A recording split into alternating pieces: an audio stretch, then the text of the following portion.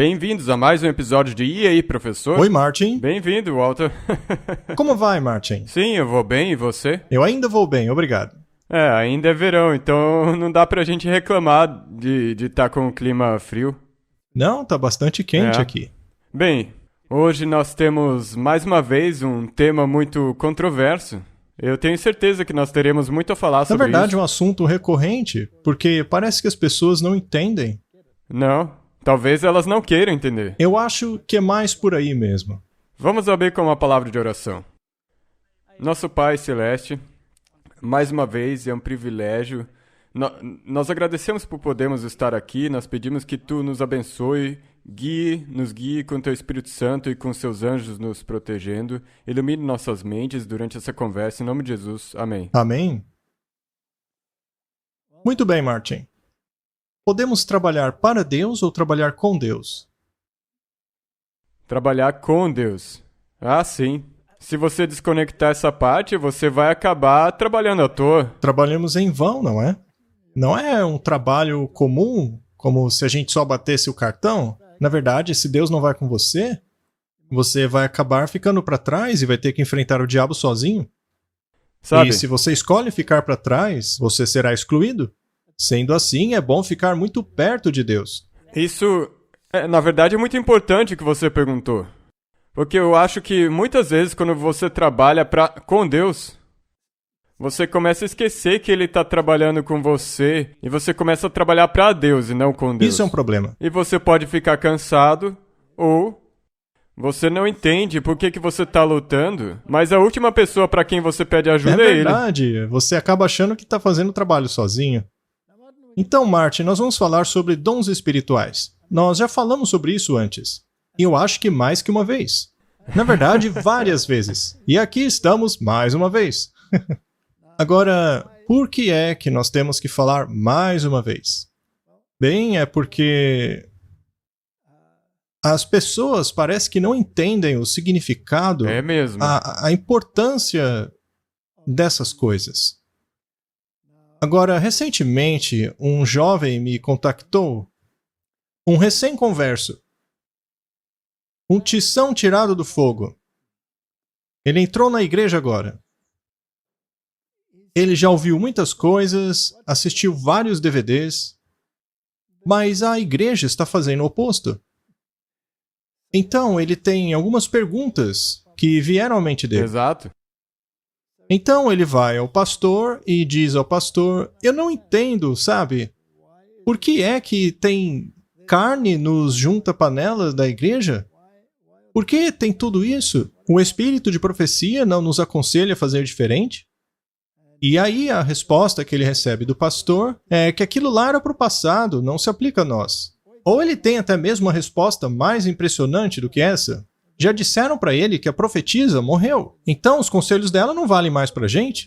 Ora, Martin, mas Jeremias também morreu. Será que então não vale mais para a gente? E quanto a Isaías? Então, parece que tem uma tendência aí. Aham. Nós já falamos sobre isso antes. Sim. E eles continuam lançando artigos dizendo que o espírito de profecia é coisa do século XIX. Esses artigos não param de sair, então a gente também não pode parar. Não, os artigos não param de sair. E eu acho que nós já mencionamos isso antes, mas tem gente que é contra a impressão dos livros do espírito de profecia, porque para isso é necessário derrubar árvores, e isso prejudicaria a questão da mudança climática. Ora, mas e quanto a todo o lixo que o mundo imprime? Também não precisa parar? Então, quando as pessoas começam a lançar argumentos como esse, vêm à minha mente adjetivos que é melhor eu não manifestá-los. Do contrário, eu poderia passar do ponto. E sabe, o que também me deixa triste é que essas pessoas que escrevem esses artigos, ou pastores que digam essas coisas, ou qualquer pessoa que diga isso, todas elas são supostamente parte dessa igreja. Sim, elas não deveriam dar respostas como essas. Veja, eu não me importo quando alguém diz... Por exemplo, essa pessoa que perguntou ao pastor por que a igreja ainda promove carne no junta-panela.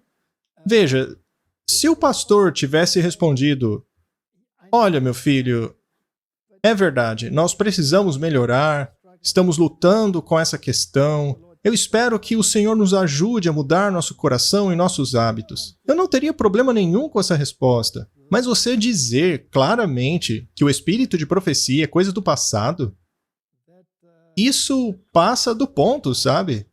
Exatamente. Sabe, a coisa é que se não tivesse somente mencionando a comida, com qualquer coisa que seja mencionada, você trata a Bíblia do mesmo jeito? Sim.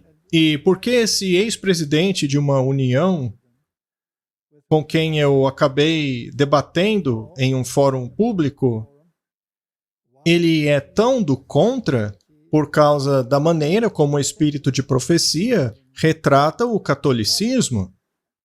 Ele acha que essa é uma visão ultrapassada, mas ele vai ter uma grande surpresa um dia. Eu espero que ele esteja pronto para isso. Quando eu leio a minha Bíblia, veja, eu não quero entrar em grandes detalhes em relação a isso, mas é muito interessante. Quando se lê o livro de Números sobre o povo de Israel e como eles eram, sabe, eu amo as experiências de Moisés. Eu acho que tudo que ele passou encaixa perfeitamente no nosso tempo. Veja só o que ele disse a Deus quando o povo exigia carne. Onde eu vou arrumar carne para todo esse povo? Eles não param de vir atrás de mim chorando e dizendo: nos dê carne, queremos comer carne. Eu não aguento esse povo todo sozinho, é muito pesado para mim. Se vai ser desse jeito, então me mate. Me mate agora mesmo. Se eu tenho favor diante de ti, então não me deixes ver a minha ruína. Eu estou rindo, Martin, porque isso aqui é muito real. Senhor, acaba comigo logo, eu não aguento mais isso. É tipo eu não aguento mais, sabe? Não mudou nada desde a época de Moisés. É igualzinho, Martin. Por que eu tenho que passar por isso? Me mate. Só me apague, Senhor. Livre-se de mim. Se o Senhor gosta de mim, então acabe comigo. Não é fofo, Martin? E aí o Senhor disse a ele: tudo bem, vai e escolha 70 homens sábios. Traga-os ao tabernáculo. E Moisés o obedeceu. Agora, será que tudo funcionou maravilhosamente bem? Não.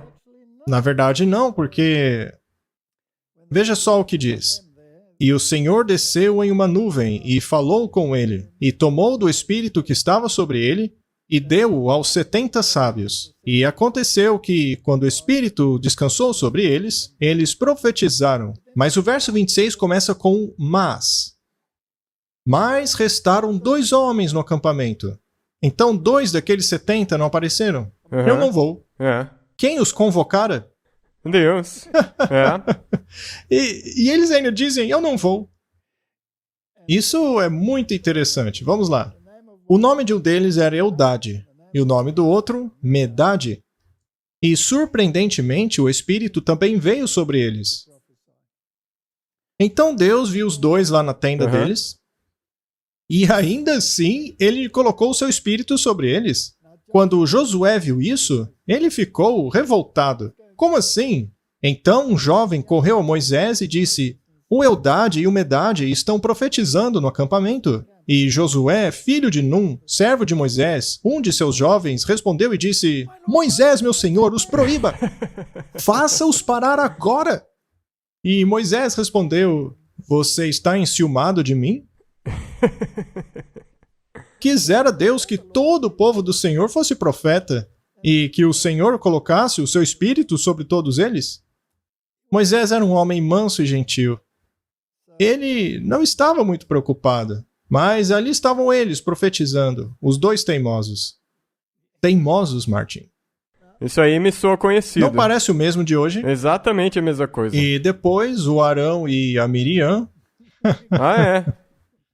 Eles também vacilaram. Eles concluíram que Moisés estava tomando muitos conselhos da esposa dele. Eles não gostavam do fato dela ser etíope.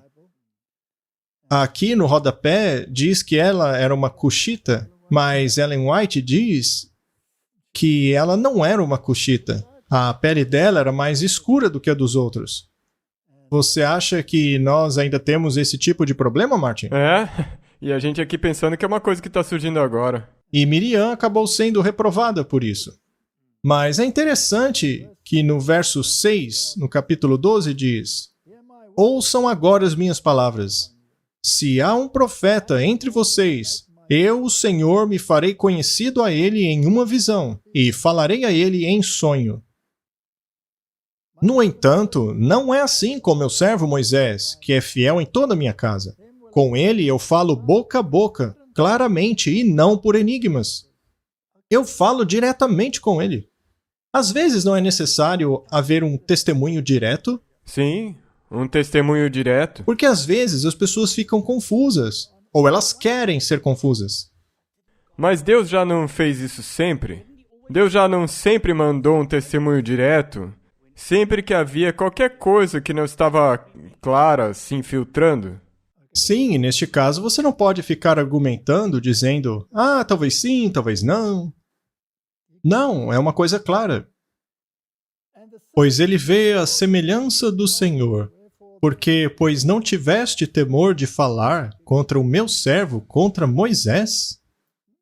Ele está falando a Arão e Miriam. Vocês não tiveram medo? Sabe, eu me pergunto se alguns desses pastores, ou alguns destes que se chamam de líderes, que vociferam contra o espírito de profecia, se eles também não têm medo de falar contra a serva do Senhor? Exato. Eles não têm medo. Quem que não vai ter medo? Que espírito não tem medo? Considere todos os livros que eles já escreveram contra o espírito de profecia. E sabe de uma coisa? Eu só quero falar sobre isso um pouco. Quando eu recebo e-mails e eles tentam denegrir o espírito de profecia, eles geralmente levantam alguns pontos contra Ellen White. E esses pontos são exatamente os mesmos que já levantam há 170 anos. E por que não? Já que costuma funcionar. Pontos que desde aquela época já foram refutados. Milhares de vezes. Quando você volta na história, sabe, eu tenho lido recentemente a história daquelas pessoas que combateram o espírito de profecia, que já fizeram parte de nosso povo, mas que depois saíram. Veja o que aconteceu a eles. Todos caíram no esquecimento. Mas essa mensagem ainda está aí depois de todos esses anos. Mas por que esta mensagem não caiu no esquecimento? Por que ela irrita as pessoas até hoje? É mesmo. E sabe, essa é a única que está de pé ainda, no meio de todas essas outras. Muito bem. Então eu pensei que deveríamos dar uma olhada nos dons espirituais. Talvez gastar um tempo com isso, porque é de vital importância. É de uma importância crucial mesmo. É algo tão vital que, se nós não compreendermos isso direito, na minha opinião, nós vamos perder o barco. Eu concordo 100%. E que nem diz em Apocalipse, a condição para ser classificado como igreja remanescente, ela tem duas pernas. Uma delas é os mandamentos, outra delas é o espírito de profecia. Se você ignorar qualquer uma delas, então vai dar problema. Sua mensagem será aleijada. Agora, o interessante, Martin, é que o julgamento começa na casa de Deus. E se você teve muita luz, você será responsável por essa luz. Até mesmo se você negligenciou a chance que teve de estudar a luz que estava à sua disposição. É como ter a Bíblia na prateleira e não lê-la.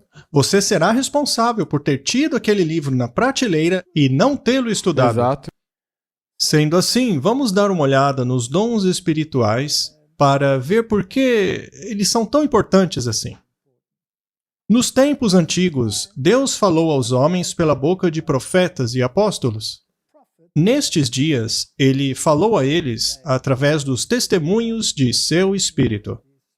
Nunca houve um tempo quando Deus instruiu o seu povo mais fervorosamente do que aquele no qual Ele instrui agora com relação à sua vontade e à direção que Ele gostaria que fossem. Nunca houve um tempo como esse. E, Martin, estamos vivendo os últimos dias. Aham. Então, eu acho que talvez precisemos falar no futuro a respeito do que realmente significa viver os últimos dias. Exato, isso é uma coisa de altíssima importância. É muito importante saber, porque aqueles que estão entre nós, que ficam postergando esse dia, dizendo que não estamos nos últimos dias, bem, eu tenho notícias para eles. Nós estamos vivendo nos últimos dias por 2.000 Exatamente. anos. Gostem eles ou não. Exatamente. Correto? Nós estamos no tempo do fim. Sim, e tem E tem uma diferença aí. Vamos dar uma olhada. Mas nunca houve um tempo em que Deus tenha instruído mais fervorosamente o seu povo do que agora, concernente à vontade dele e à direção que gostaria que seguissem. Muitos costumam rejeitar esta citação, que foi feita por uma suposta profetisa. Tudo bem. Mas e se for verdade? E se for verdade? Somos trabalhadores com Deus, declara Paulo. Nós dissemos isso no início do programa. Declara Paulo, escrevendo pela inspiração do Espírito Santo. Na luta contra o mal, nós precisamos de cada músculo, exercendo cada qualificação dada por Deus para o direito, a fim de que possamos resistir à tentação e avançar passo a passo na vida cristã. Jamais seremos salvos na indolência, na inatividade. Não é possível a nós entrarmos no céu sem querer. Nenhum preguiçoso poderá entrar lá. Se não lutarmos para ganhar a entrada naquele reino, se não procurarmos fervorosamente aprender o que constitui as suas leis, não estamos prontos para fazer parte dele. Martin, se você se torna parte de um reino, vamos supor que você adquira uma cidadania para ser americano. Aham. Você não precisa jurar aliança à Constituição? Sim, tem que ser assim, você tem que obedecer às regras deles. E se eles tiverem leis diferentes das daqui e você obedecer as daqui, você pode ter problemas. E se isso se aplica à esfera terrena, quanto mais na celestial? Os nossos primeiros pais não se meteram em encrenca por violar aquelas leis? Sim, e essa é a consequência, por isso que nós estamos aqui. Ok. E não foi o próprio Jesus que disse que o caminho para o reino é estreito? Ele não disse que não teríamos lutas, Não. certo? Então, é assim que Bem, funciona. Esse texto está em harmonia com a Bíblia. Exatamente, e não dá pra explicar de um jeito muito melhor que esse do que dizer que não é possível estar à deriva e assim ir pro céu. Não. Aqueles que entrarão lá precisam ser leais e fiéis servos de Deus, trabalhando com Cristo, fazendo as suas obras, vencendo como ele venceu, lutando dia após dia contra as tendências hereditárias e cultivadas para fazer o mal, que precisam ser constantemente crucificadas. Eles precisam trabalhar junto com Deus, incansáveis na oração. Suas mentes devem direcionar-se constantemente para o céu em busca de assistência do Espírito Santo, valendo-se ao mesmo tempo de cada meio que Deus proveu para sua ajuda. Martin, isso não parece razoável? Eu acho que 100%. Também não soa bíblico? Sim. Muito bem. Agora, vamos para os nossos pioneiros. Porque esta igreja surgiu com os pioneiros. E o seu surgimento foi baseado em estudos bíblicos. Em uma atmosfera em que havia tanta confusão doutrinária, havia centenas de denominações, cada uma com um credo diferente. Era problemático. E é por isso que tem tantas denominações, porque a pessoa não larga da sua crença, e daí ela abre uma nova igreja. Pois é. Então tinha aqueles que acreditavam que quando você morre, você dorme. E aqueles que acreditam que quando você morre, você não está dormindo. Você está assombrando pessoas, fazendo aparições, atuando num cargo de alta posição lá no céu, independentemente do quão mal você tenha sido na Terra, certo? Então, existe diferença nas doutrinas. Totalmente contrárias. Uma deve estar certa e a outra errada. Ou talvez haja ainda outras possibilidades. Muito bem, então os pioneiros estudavam a Bíblia. Eles queriam saber o que a Bíblia diz. Não o que um credo, uma tradição diz, mas a Bíblia.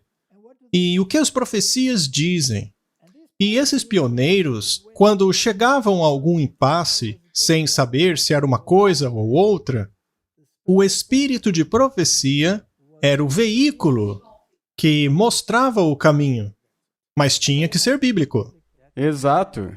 E era ou reconhecendo uma coisa que eles já tinham estudado, ou, como você disse, meio que mostrando a direção correta. Sim, ou, dentre um monte de coisas, mostrar a correta. E também mostrando os versos e dizendo, é isso aqui. Então, os pioneiros.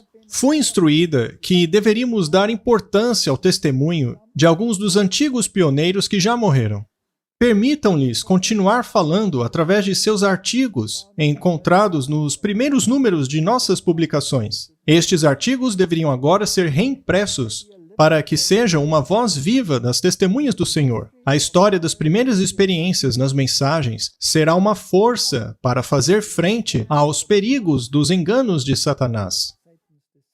Esta instrução me foi repetida recentemente, e eu preciso apresentá-la diante do povo, os testemunhos da verdade bíblica, e repetir as decididas mensagens dadas anos atrás. Eu desejo que os meus sermões, pregados em reuniões campais e em igrejas, possam viver e cumprir a sua obra designada. Mas, Martin, isso exigirá muitos papéis? Teremos que derrubar árvores para isso? Acho melhor não. Acho que temos É melhor que ignorar descartar. esse conselho. Isso é ridículo, Martin. Eu não gosto nem de comentar isso daí. Eu começo a tremer. E infelizmente isso daí já foi escrito há uns 119 anos atrás. Então é algo que já... É um conselho ultrapassado, não é? Mas antigos obreiros que já faleceram, nós temos que ressaltar o testemunho deles. Pelo menos a gente não tá usando papel, né?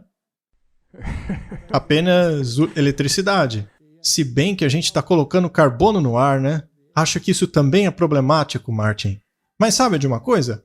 Os escritores destes artigos também emitiram carbono no ar. Então eu acho que estamos quites. Mas Ok, enfim, nós só Martin, podemos não vou parar. mais fazer piadas sobre isso. Não, mas isso... A parte triste é que é uma parte muito grande da igreja tem esse sentimento.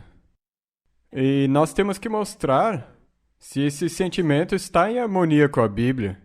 Martin, se você viesse até mim amanhã, ou a qualquer um na igreja, me dizendo que você é um profeta, será que eu ficaria feliz e faria tudo o que você dissesse?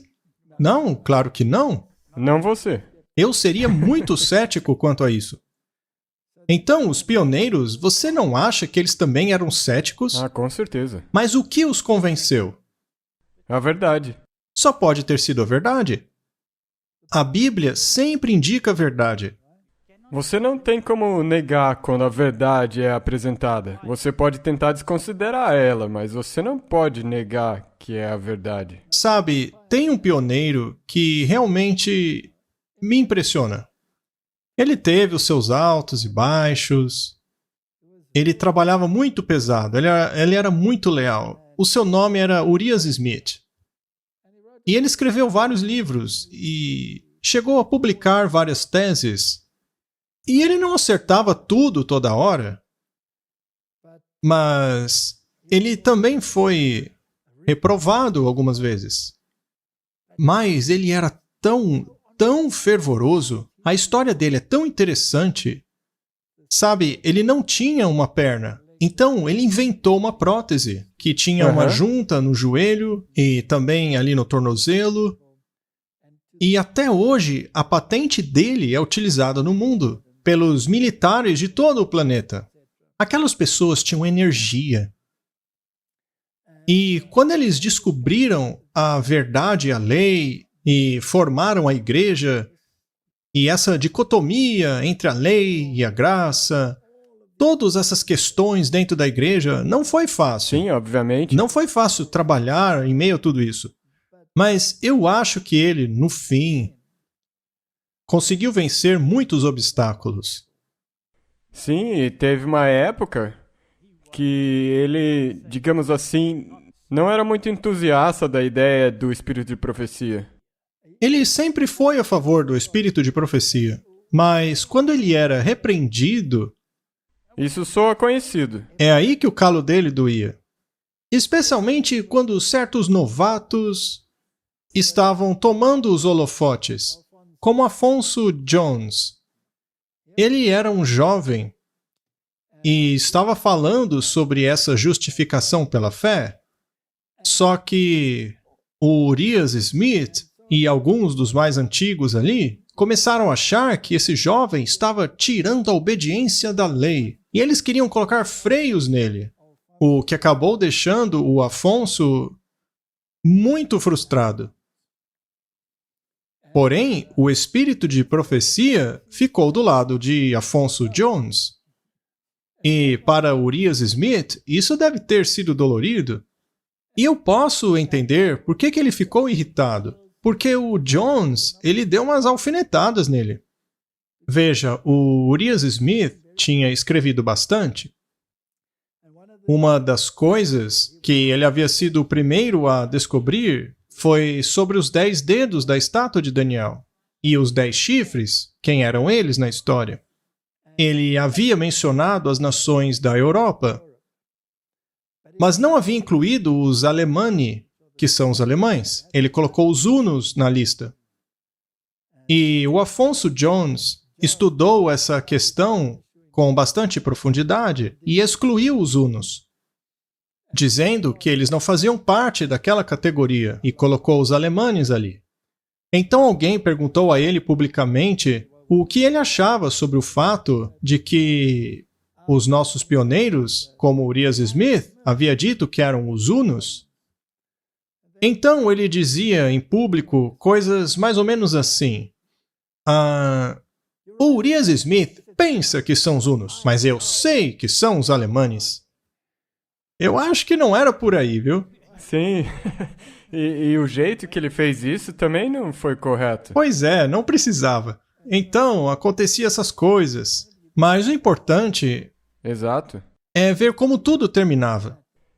E isso é muito importante, porque muitas vezes quando as pessoas olham para um pioneiro, eles olham para o começo da vida dele.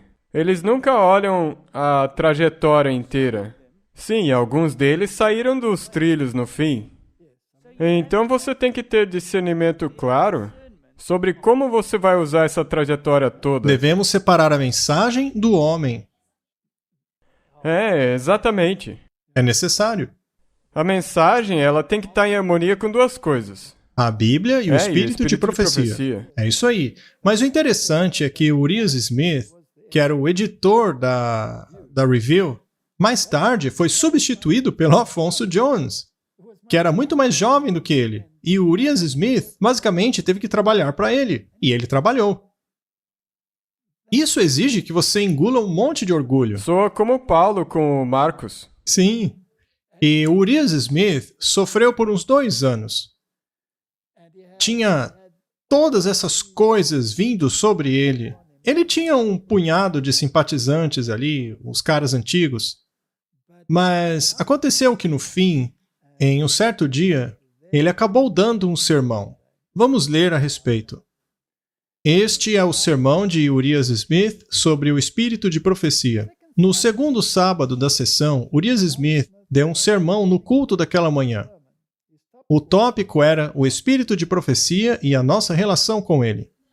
Escolhendo como seu texto principal 1 Coríntios 12:1, que diz: agora, em relação aos dons espirituais, irmãos, eu não quero que permaneçam ignorantes. Ele utilizou escritura após escritura para apresentar uma forte base bíblica para a posição de que o dom profético deveria aparecer na Terra nos últimos dias.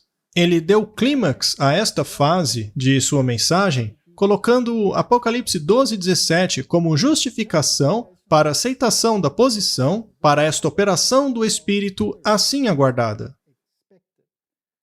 Agora, precisamos colocar isso dentro do contexto histórico. Por 2 anos, a influência de Smith foi negativa. Ele se opôs à mensagem da justificação pela fé. Ele não negou a justificação pela fé. Ele apenas acreditava que havia muita ênfase em um lado em detrimento do outro. Ele queria misturar um pouquinho as duas coisas. Então, a influência dele havia sido negativa. Por 2 anos, ele disse pouca coisa a respeito do espírito de profecia, e isso porque ele havia sido repreendido, como manifestado na vida e na obra de Ellen White. Mas algumas semanas antes de pregar esse sermão, ele havia caído sobre a rocha, como a própria Ellen White havia dito. Agora, todos viam a sua posição, e esta trouxe força e confiança ao povo. Sabe, há pessoas que são muito duras com a igreja, dizendo que toda a igreja rejeitou a justificação pela fé. Mas isso não é verdade. Sim, alguns rejeitaram. Mas vemos aqui o caso do Urias Smith. Ele se opôs à mensagem por causa da maneira como ela havia lhe sido apresentada. E é claro, também por causa daquelas coisinhas pessoais. Mas aqui temos o homem caindo na rocha e fazendo esse sermão em frente de todos. Esse parágrafo aqui abaixo é a minha opinião.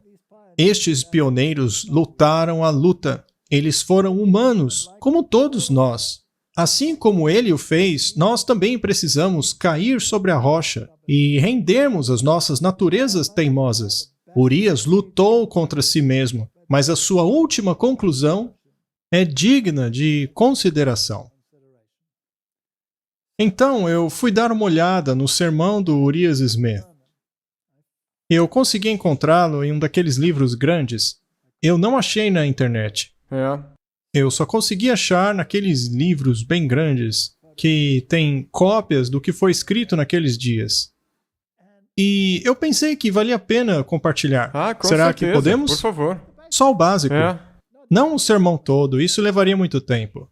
Só o básico. E só para que nós possamos ter a compreensão de alguém que, como ela mencionou, alguém que caiu sobre a rocha, o que acontece com essa pessoa? Sim, isso mesmo. Ele era um dos pioneiros. Ele estava no coração da obra, na liderança. Ele foi basicamente humilhado. Ele se isolou em um pequeno grupo e ele podia ter ido embora. Mas ele não foi. Ele caiu na rocha. Ele poderia ter dito, isso daqui tá como a Babilônia, eu tenho que sair daqui. Ele estava numa posição alta, mas estava disposto a ser rebaixado. Você não acha que Deus exaltaria uma pessoa assim? Sempre. O Deus do universo? Deus, ele disse que Jesus veio para ser um servo. Sim. Então, o sermão dele é basicamente sobre isso. Eu acho que nós temos que expandir um pouco para ver o objetivo, o alvo, com o espírito de profecia. Por que ele tem sido uma pedra de tropeço para tantas pessoas? Por que as pessoas precisaram de Moisés? Porque teria sido como que um pesadelo se Moisés não estivesse ali. Para onde teriam ido, não é? O que teriam feito? Digo, ele estando lá, já mesmo assim foi um pesadelo? Sim, ele tirou os filhos de Israel do Egito e levou-os para Canaã. Todo o caminho. Agora, no tempo do fim, o povo precisa sair de Babilônia e ir todo o caminho até a antitípica Babilônia. Você acha que Deus iria deixar o povo ir sozinho? Isso resultaria em algo muito pior que a Babilônia, uma confusão completa. Então, a guia do espírito de profecia é absolutamente necessária. Vamos ao sermão dele, então. Às vezes eu menciono palavra por palavra, às vezes eu faço uma paráfrase, ok? Ele diz 2 coisas que o apóstolo Paulo escreve sobre aquilo que ele não quer que permanecemos ignorantes. Uma delas está em 1 Coríntios 12, 1. Agora, com relação aos dons espirituais, meus irmãos, não quero que permaneçam ignorantes. Isso é importante? Sim. Para o Paulo era importante.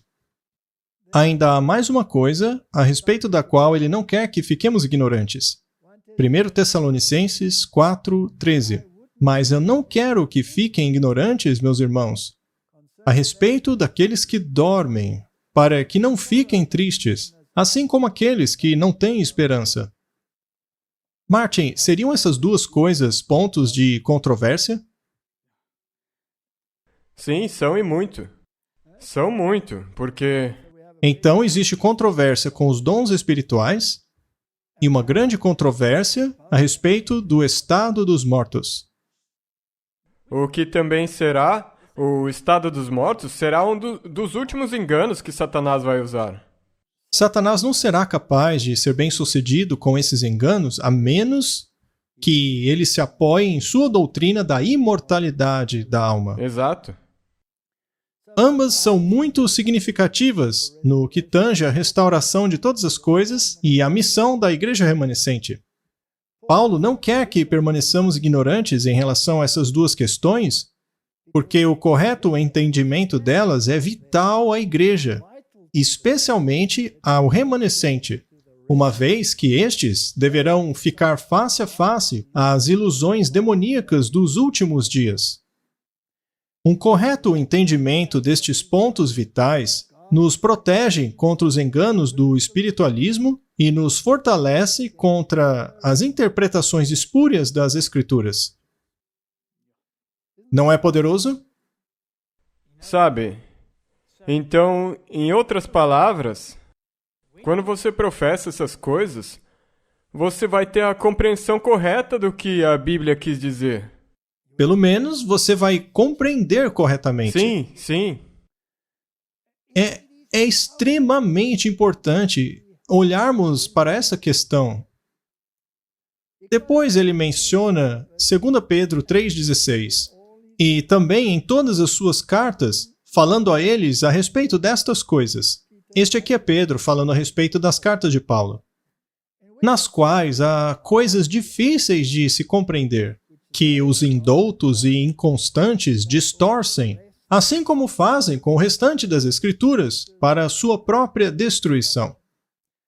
Então a questão é a distorção das Escrituras. Então eles distorceram. Sim. Então isso já acontecia na época dos apóstolos? Sim. Por acaso aconteceria em nossos dias? E ao longo de toda a história? Não tem como ser de outro jeito. E então vem esse verso famoso, Apocalipse 12:17. E o dragão irou-se contra a mulher, e foi fazer guerra com o restante de sua semente, aqueles que guardam os mandamentos de Deus e têm o testemunho de Jesus. Veja, não aqueles que acreditam em Jesus, mas aqueles que têm o testemunho de Jesus. Os dons espirituais são vitais à igreja, e é importante que o compreendamos. Não quero que sejam ignorantes. Ou, em outras palavras, eu quero que vocês entendam. As obras do Espírito Santo são um mistério, mas são um meio pelo qual a graça vem à igreja. Ele é o Consolador, o Espírito da verdade, o Espírito da esperança e o Espírito da glória. Você vai achar isso aí em todas as concordâncias. Então, ainda estamos dentro da Bíblia, estamos lendo as Escrituras. E então, ele vai para os dons espirituais. Muito bem, é a respeito do que Paulo não quer que fiquemos ignorantes. Agora, com relação aos dons espirituais, meus irmãos, não quero que permaneçam ignorantes. Vocês sabem que eram gentios, indo atrás desses ídolos mudos, sendo guiados por eles. Eles costumavam ser idólatras. Eles iam atrás de ídolos. Era o que eles faziam. Quando um certo ídolo era colocado num carro e transportado, todos eles costumavam ir atrás daquele ídolo, cantando coisas bobas, para um ídolo que não podia nem ouvir ou falar. Mas ainda assim, vozes eram ouvidas destes ídolos. Sim, havia muitas bobagens ditas ali, mas também havia muita atividade demoníaca, seja lá o que for que ouviam. Portanto, eu vos digo, que nenhum homem que fala pelo Espírito de Deus chama Jesus de anátema. E nenhum homem pode dizer que Jesus é o Senhor sem que o seja pelo Espírito Santo. Brilhante texto, Martin. Então, uma das primeiras coisas que devemos compreender é que se Cristo não é o centro de uma determinada verdade, aquilo não é verdade. Porque é o Espírito de Deus que nos leva até a verdade. Exatamente. E é claro, falar de algum Jesus só da boca para fora não é a mesma coisa que o verdadeiro. E é claro, as traduções modernas brutalizam tanto este texto que chegam ao absurdo até mesmo de fazer Paulo amaldiçoar Jesus.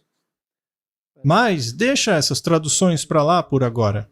Nós não estamos falando sobre isso. Nós já falamos a respeito no passado, mas agora não é o momento.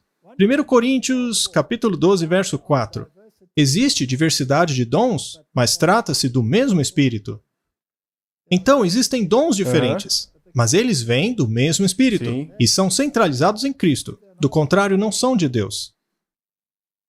Existem diferenças de administrações, mas o mesmo Senhor. E há diversidade nas operações, mas é o mesmo Deus que trabalha em todos. Portanto, há muitas coisas que acontecem numa igreja. Precisa haver uma organização, uma administração, uma operação. Mas é Deus que guia o povo em suas distintas tarefas. Mas a manifestação do Espírito é dada a cada homem para o bem comum. Ou seja, não é um dom que lhe é dado para que você se glorie nele. Não. É sempre para servir. Se não fortalecer a igreja, se for apenas para um indivíduo, como você disse, nele mesmo, então não tem como ser. E eu estou falando aqui de um dom específico, o dom de línguas, que eles desconstroem. Algumas pessoas que falam em línguas em algumas igrejas estão falando ali numa língua que ninguém consegue entender. O dom deles não faz nada para edificar a igreja. Exato, e assim já dá para saber que não é um dos dons. Então ele continua dizendo quais são alguns desses dons. Pois a um é dado pelo Espírito a palavra da sabedoria, a outro a palavra do conhecimento, pelo mesmo Espírito. A outro é dado a fé, pelo mesmo Espírito. A outro o dom da cura, pelo mesmo Espírito. A outro o dom de milagres. A outro de profecia. A outro de discernir os espíritos. A outro diversidade de línguas. A outro a interpretação de línguas. Veja que ele é repetitivo aqui. A outro, a outro, a outro. A diferença é que no paganismo, todo mundo tem que ter os mesmos dons. Mas a Bíblia diz que cada um tem um tipo de dom, todos dados por Deus a pessoas diferentes, pessoas individuais. Eu estava pensando que, antes de eu me tornar adventista, nós éramos de uma igreja carismática. E nós passamos por um estudo bíblico sobre os dons do Espírito. Mas, daí no fim, especialmente o dom de línguas... Sim, todo mundo tem que ter. Todo mundo tinha que ter. E se você não tivesse, então você tinha que orar e pedir para Deus te dar. Porque, na verdade, isso é como que uma manifestação externa para mostrar que você tem o Espírito. E isso... Isso não é bíblico. Não, porque como você acabou de dizer, não é todo mundo que tem que ter o mesmo dom. Isso sem mencionar o fato de que o dom de língua deles não é o mesmo da Bíblia. O da Bíblia é uma língua literal, eram línguas estrangeiras. E era por um milagre que eles passavam a falar nessas línguas estrangeiras. Então, por exemplo, se nós pudermos simplificar, era como se, por exemplo, Pedro pudesse falar em alemão. E daí as pessoas que falassem alemão ali, elas poderiam entender. Sim, e no mesmo dialeto de quem estava ouvindo. Todas essas coisas, porém, são realizadas pelo mesmo e único Espírito, e ele as distribui individualmente a cada um, como quer.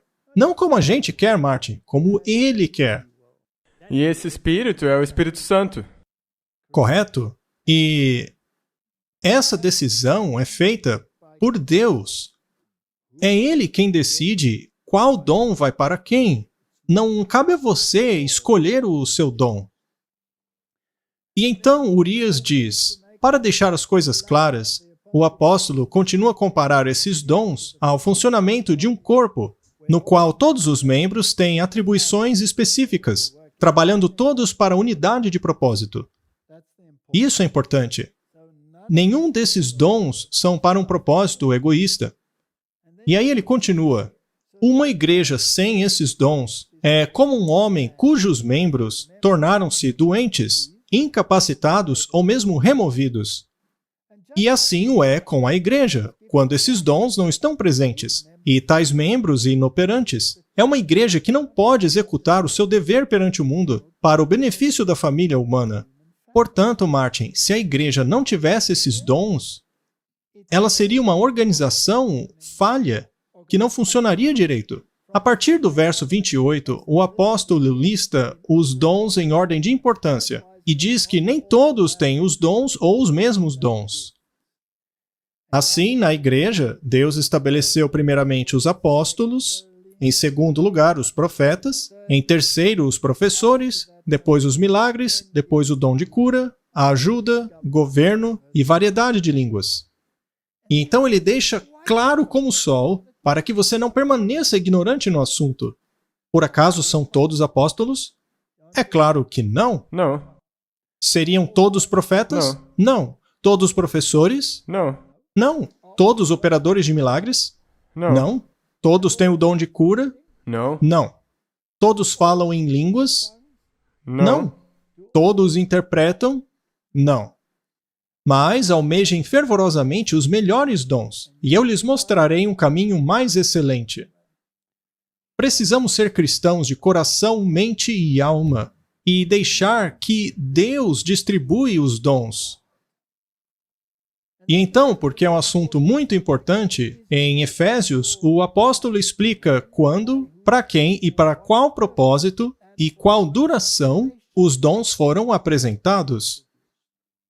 Está claro até aqui? Vamos lá. Efésios 4, 8. Por isso diz, subindo ao alto, levou cativo o cativeiro e deu dons aos homens. Portanto, os dons vêm de Jesus Cristo. Sim. Efésios 4, 11. Ele designou alguns para apóstolos, outros profetas, alguns evangelistas, outros pastores e professores. Ou seja, é praticamente a mesma lista. Para o aperfeiçoamento dos santos. Veja, esse é o objetivo verdadeiro. Para a obra do ministério. Para a edificação do corpo de Cristo. Muito importante. Então, obviamente, se isso estiver faltando, não vai se manifestar na igreja. Então, se as coisas saem da linha e não há um profeta para alinhá-las, elas continuam fora de linha. Correto?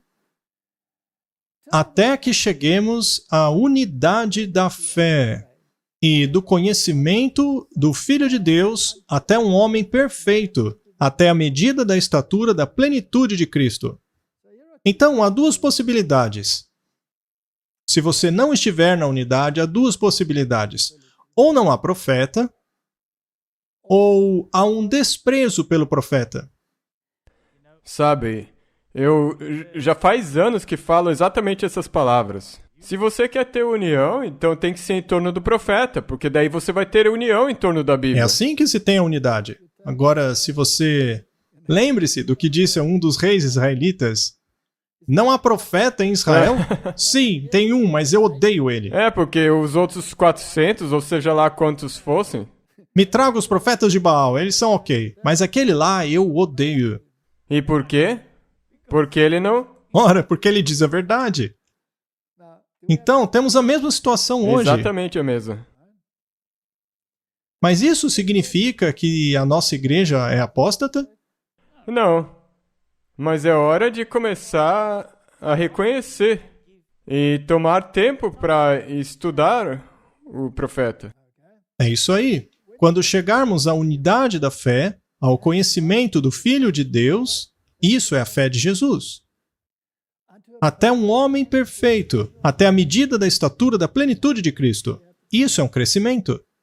Assim, eu entendo que o testemunho de Jesus é aquilo que Jesus disse. Sim.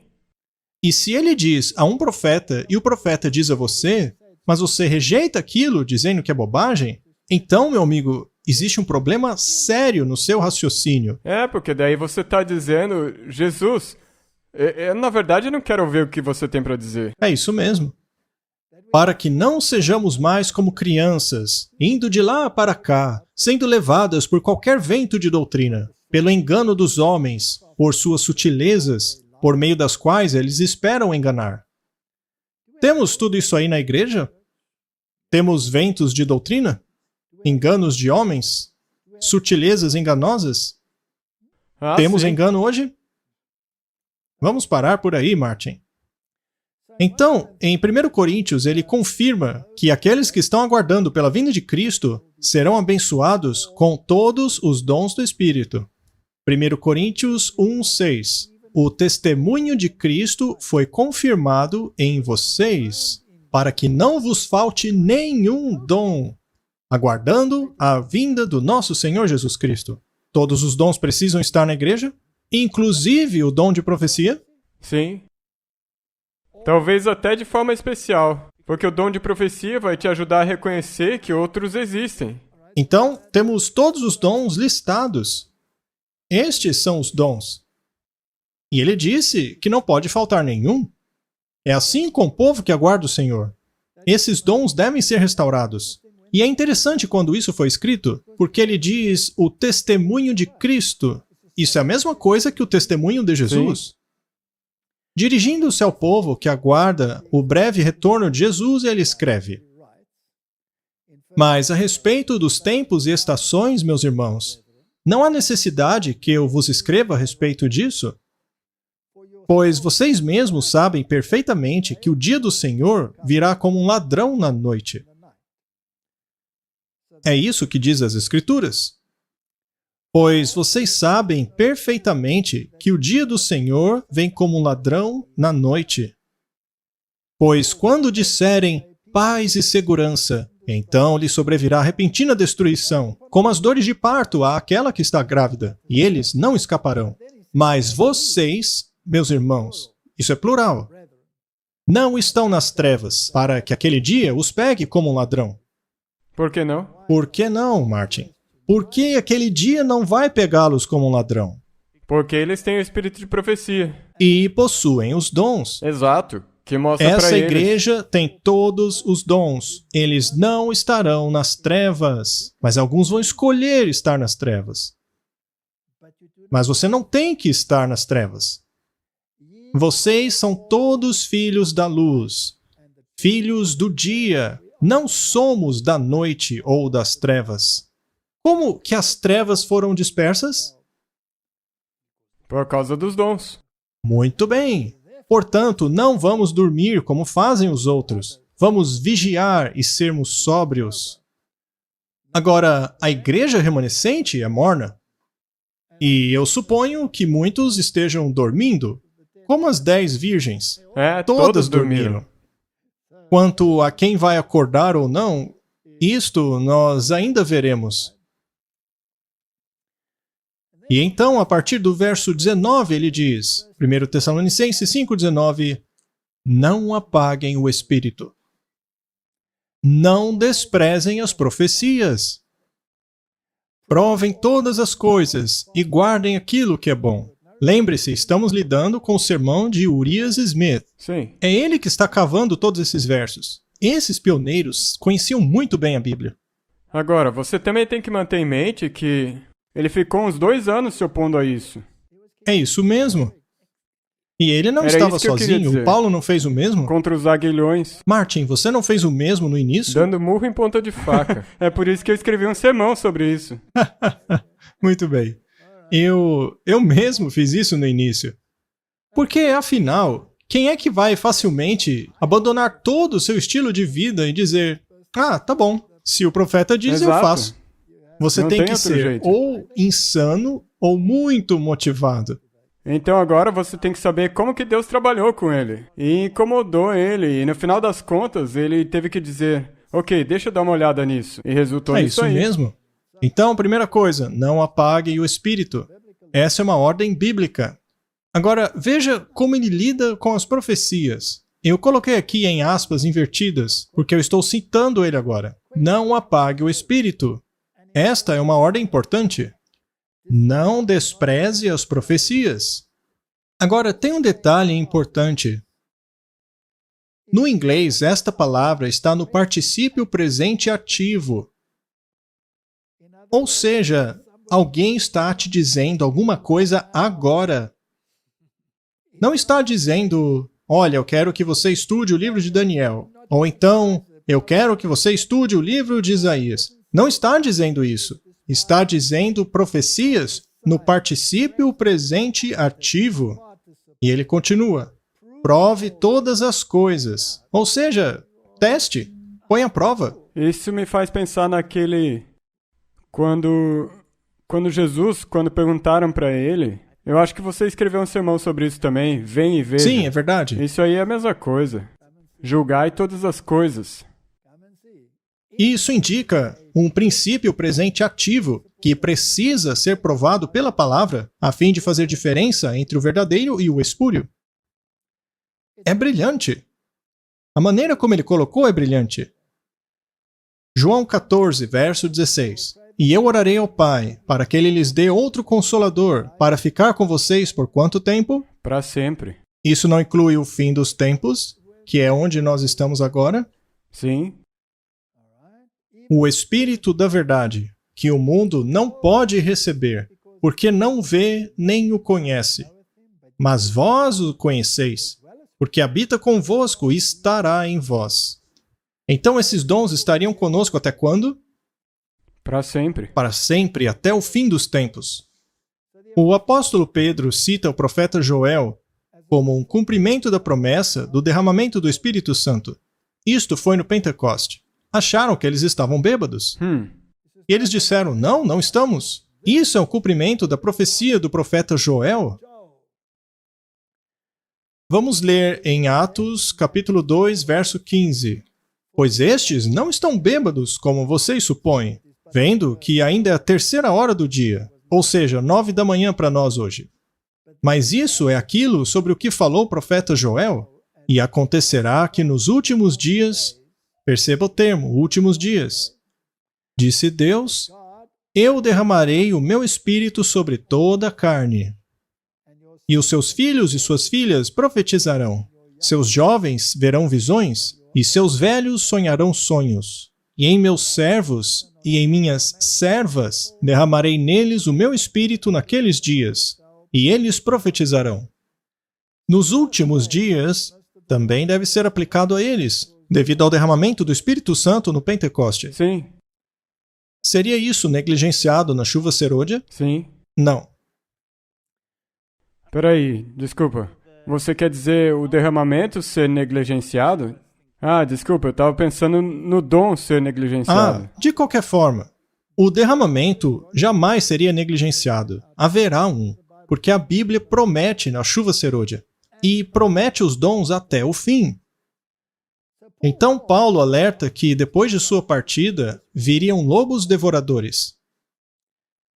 Ele diz em Atos 20, verso 29, pois eu sei disso, que depois da minha partida, lobos devoradores entrarão no meio de vocês, não poupando o rebanho. Também, mesmo dentre vocês, surgirão homens falando coisas perversas, para atrair os discípulos após eles. O erro também virá de dentro da igreja. E as pessoas vão seguir eles. Por acaso, lobos devoradores tornarão esse dom obsoleto? Não. Claro que não. Não precisariam eles de mais vigilância e direção? Sim. Por acaso os dons cessaram depois do Pentecoste? Ou foram prometidos àqueles que se arrependessem nas futuras gerações? Então, em Atos 2,38, Pedro disse a eles, arrependei-vos, sejam batizados cada um de vocês em nome de Jesus Cristo para a remissão de seus pecados, e receberão o dom do Espírito Santo. Pois a promessa é para vocês, ou seja, no tempo dele, para os seus filhos, futuro, e para todos os que estiverem distantes, para todos quantos o nosso Senhor Deus chamar. Por quanto tempo durariam os dons? Até o fim dos tempos. Até o fim dos tempos. Agora a questão é, por que os dons não continuaram na igreja? E será que em algum ponto eles serão restaurados? Esta é a pergunta de Urias Smith. Por que as coisas esfriaram? Lembre-se da Idade Média e de tudo o que aconteceu. Urias Smith conclui que as igrejas levantaram uma barreira contra as obras do Espírito ao introduzirem um credo. Não é uma ideia ruim, sabe? Um credo e o Espírito, diz ele, não podem coabitar. Então, a igreja, espalhada e fragmentada, profetizou em pano de saco no deserto sem a plena manifestação dos dons do Espírito. Eles ainda existem. Um pouquinho ali, um pouquinho aqui. Estes dons irão, de acordo com a profecia, ser restaurados nos últimos dias, pois a chuva serôdia é uma manifestação ainda maior da chuva temporã. Faz sentido? Com certeza. Principalmente se você levar em consideração o escopo que a chuva serôdia engloba. Agora, vamos para aquele verso novamente. Apocalipse capítulo 12, verso 17. E o dragão irou-se contra a mulher, e foi fazer guerra contra o remanescente de sua semente, aqueles que guardam os mandamentos de Deus e têm o testemunho de Jesus. A semente da mulher é o número de crentes em qualquer geração, e o remanescente de sua semente é a última geração que terão a presença especial do testemunho de Jesus, que, de acordo com Apocalipse 19:10, é o espírito de profecia. Quando a igreja profetizou no deserto,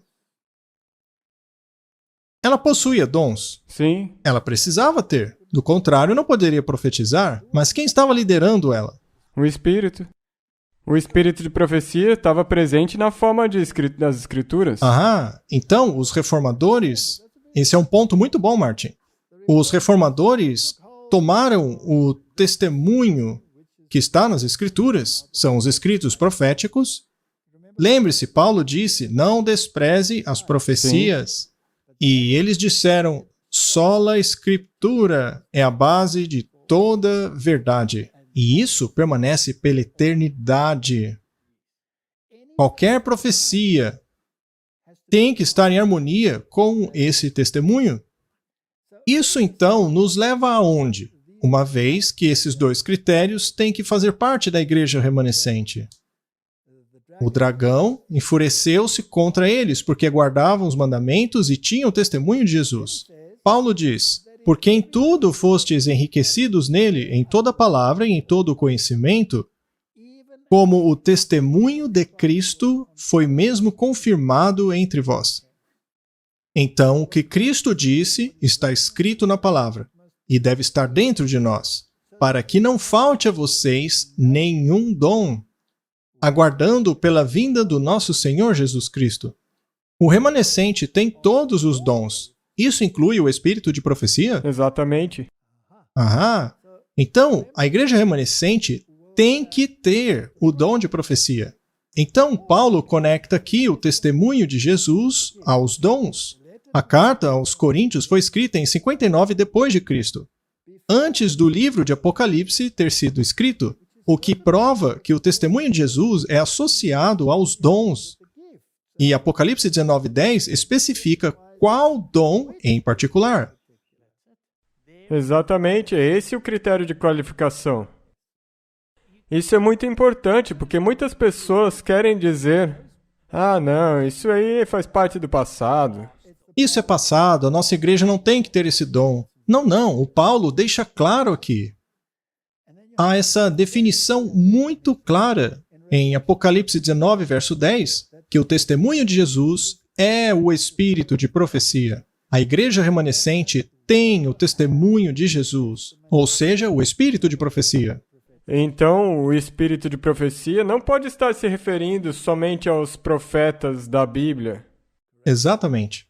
Portanto, o remanescente deve ter os dons restaurados, para que as superstições e erros do passado sejam postos de lado, e a verdadeira igreja deve fazer o seguinte: Preencher o critério de Cântares de Salomão 6:4.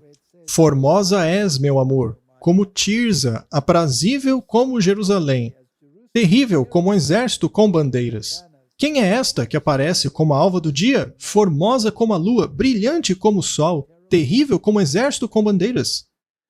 Trata-se de uma guerra. O diabo não ficou furioso com a mulher?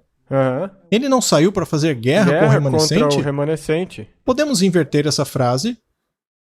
Se o diabo está em guerra com a mulher não deveria estar em guerra com o diabo? Sim. Então ela é um exército. Exatamente. Ela é um exército. Terrível como um exército com bandeiras. Bem, sempre que havia uma bandeira, ela simbolizava algo. Ela era um sinal que representava algo. E a bandeira da mulher são os mandamentos de Deus, incluindo o sábado. Porque são todos eles. Quem tropeça num ponto, tropeça em todos. Então, podemos concluir o seguinte, que depois do grande desapontamento, grandes verdades do santuário e antigas doutrinas do verdadeiro estado dos mortos, a lei e o testemunho foram colocados em seu devido lugar debaixo da guia dos dons, especialmente do dom de profecia. A igreja foi advertida a não abandonar os antigos caminhos. Ela deve liderar a restauração de toda a verdade e apresentar corretamente o caráter de Deus e preparar um povo para ficar de pé no dia do Senhor. Ela deveria exortar o povo a deixar de lado pequenas diferenças e a unirem-se no grande movimento da terceira mensagem angélica. É por isso que os dons tinham que ser restaurados. Existe qualquer denominação no mundo aí fora, além dos adventistas do sétimo dia, que pregam as 3 mensagens angélicas? Não. Estão todos dentro da igreja felizes com as 3 mensagens angélicas? Não. Não. Infelizmente, não. Estariam alguns fazendo uma tremenda oposição a essas mensagens? Sim. Sim. Mas o joio não cresce junto com o trigo? Sim. Até quando, Martin? Até a colheita? Sim. E por que existe o joio na igreja, que diz que não devemos distribuir os livros do Espírito de Profecia por causa da mudança climática? Isso, por acaso, torna a nossa igreja obsoleta? Não. Essa igreja não tem o Espírito de Profecia? Sim. Aham. Martin, isso é muito, muito importante. Então, o Urias Smith basicamente fez algumas perguntas. Na verdade, eu acho que ele fez umas 15 ou 16. Mas eu só vou colocar aqui 3 ou 4, ok? Por acaso, a Igreja Adventista do Sétimo Dia aceita os escritos de Ellen White como uma revelação de Deus? Oficialmente? Sim. Sim. E não oficialmente? Não, tem alguns que não aceitam. Alguns não. Alguns preferem o discurso da mudança climática. Se a resposta for afirmativa, então pergunte: sob quais critérios se aceita que esses escritos são uma revelação de Deus? Isso não é importante? Com certeza. Essa é a base. Você fez um bom estudo bíblico? Não acabamos de fazer um estudo bíblico? Então, neste estudo bíblico, não acabamos de descobrir que haverá o dom de profecia no fim dos tempos? Não acabamos de constatar que a igreja remanescente teria especificamente o dom de profecia, ao qual a Bíblia chama de testemunho de Jesus? Sim. E por quê? Bem, aí temos que olhar o que aconteceu no passado por causa da unidade, certo? Em quais termos se aceita que esses escritos sejam uma revelação de Deus? Claro, se dissermos que nós os aceitamos, eles devem então preencher os requisitos apresentados na palavra de Deus e precisam estar em harmonia com esta palavra. Eles devem nos levar a Deus, levar a Cristo. Esse é o primeiro objetivo do Espírito de Profecia. Esses escritos devem nos abrir o plano da salvação e deve trazer repreensão e advertência à igreja e, por meio da igreja, ao mundo. Sabe, o problema do espírito de profecia para a maioria dessas pessoas são as últimas duas partes disso. De trazer repreensão e advertência para a igreja, e daí eles dão para trás quando tem que trazer essa repreensão para o mundo. É isso mesmo. Agora, os antigos profetas, eles não repreendiam até mesmo os reis? Sim. Eles não eram jogados até mesmo em cisternas? Alguns não foram até mesmo mortos? Não foi um rei que mandou serrar Isaías pelo meio? E ele era rei de Judá? Foi Manassés. Sim, ele era um dos reis do povo de Deus. Muito bem. Agora, o mais estranho de tudo é que ele se arrependeu. O Manassés. Ele passou por uns perrengues. Ele foi aprisionado, mas depois voltou para o seu reino, que lhe foi restaurado. E ele tentou consertar as coisas que tinha errado. Manassés estará no céu. A história dele é realmente muito interessante. Mas nem todos nós vamos ter uma segunda vez. É verdade, Martin. É um bom ponto este. Muito bem, próxima pergunta. O espírito de profecia precisa ser marcado por milagres, sinais e maravilhas? Ou seja, precisamos ver manifestações acontecendo? Claro que não. Os dons em si são a sua própria evidência, e se o passado é uma pista para o futuro, então o dom de profecia foi distribuído somente debaixo de circunstâncias especiais e somente para alguns indivíduos escolhidos. Não haviam centenas de profetas. Não. Houve um Jeremias, um Isaías, às vezes 2 ou 3 profetas ao mesmo tempo, Ezequiel, Daniel, etc. Mas não eram todos profetas. Nem mesmo Neemias foi profeta, ele foi um administrador, ele tinha o dom da administração. Mas o dom estava lá. E se eu puder fazer uma pergunta aqui também, esse profeta também não estava sempre em guerra com muitos profetas? Como Elias, por exemplo. Sempre houveram centenas de falsos profetas contra um. Sim, e sempre houve aqueles que não queriam se separar do paganismo. Sempre corriam atrás da Assíria. E depois da Síria, fazendo alianças, procurando aliar-se à Babilônia. Ecumenismo. Esses sujeitos não existem hoje, tentando até mesmo ser vice-presidentes de organizações. Não há Deus em Israel. Nem todos são apóstolos e nem todos são profetas, mas se apenas um teve o dom, então esse dom está na igreja. Está na igreja, Martin. É suficiente. É suficiente? Próxima pergunta. Seria ele popular e aceito? Não. Não? Sem chance. E se você testá-lo e estudá-lo profundamente, você vai descobrir que os críticos não sabem de nada. Se eles chamaram o mestre da casa de Belzebu e disseram que ele tinha demônio, não diriam o mesmo de seus servos? O dragão não fica irado por coisa pouca? Lembre-se, esse daqui é Urias Smith falando. O diabo não fica irado com coisa pouca? O dragão não fica irado com uma igreja morta. Mas o que excita sua ira? São duas características que permanecem juntas, que excitam a ira dele, ou seja, a obediência aos mandamentos de Deus e o testemunho de Jesus. É isso mesmo. Então, quando essas duas coisas estão numa igreja e existe união, você pode esperar com certeza que o inimigo vai causar problemas. E você pode esperar centenas de profetas do Baal dentro da mesma igreja. Mais cedo ou mais tarde, o acerto de contas virá. E o Senhor Deus responderá com fogo do céu, o derramamento da chuva serôdia sobre o seu povo. Infelizmente, alguns estarão indiferentes. Outros, no entanto, responderão a isso e virão para a igreja. A doutrina dos dons espirituais é tratada nas Escrituras como de vital importância para a igreja, e menosprezar o espírito é um obstáculo sério ao crescimento espiritual. E as Escrituras nos advertem do seguinte: não apaguem o espírito. 1 Tessalonicenses 5,19.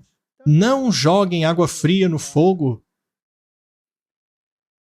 Como um povo, em breve deveremos enfrentar a ira do dragão. Nós já estamos enfrentando. Aham. E se nós não apagarmos o Espírito, então a chuva serôdia será derramada sobre nós, e seremos parte do alto clamor que unirá o povo de Deus dos 4 cantos da terra. Nós somos chamados para sermos mordomos da palavra, mordomos da verdade presente. 1 Coríntios 4:2. Além disso, requer-se dos mordomos que cada um se ache fiel. Marty, o quão importante é compreendermos os dons espirituais. Nós precisamos estudar os escritos do Espírito de profecia. Devemos pô-los à prova. E se eles forem de Deus, devemos aceitá-los. Exato, e não apagueis o Espírito. Então faça o que ele disser. Obedeça-o. Não deixe para depois. Na verdade, eu gostaria de fazer um alerta. Seria mais fácil para alguns. Seria melhor colocar uma pedra de moinho no pescoço do que fazer um destes pequeninos tropeçarem nessa questão. Se Isso é esses verdade. escritos são de Deus, se eles são o testemunho de Jesus, isso significa que nós temos que obedecê-lo. Tratar como nós devemos. Sim, e se você estudar direito, você verá que ele é bom para você. Não é um fardo. O fardo de Jesus é leve. É que nem os mandamentos. É como os mandamentos. Não é um fardo. É, na verdade, uma ajuda, um alívio. É a coisa certa a ser feita. Vai te trazer felicidade. Vai te trazer alegria em meio à adversidade e provação. Ele vai te servir como uma âncora para você se apoiar.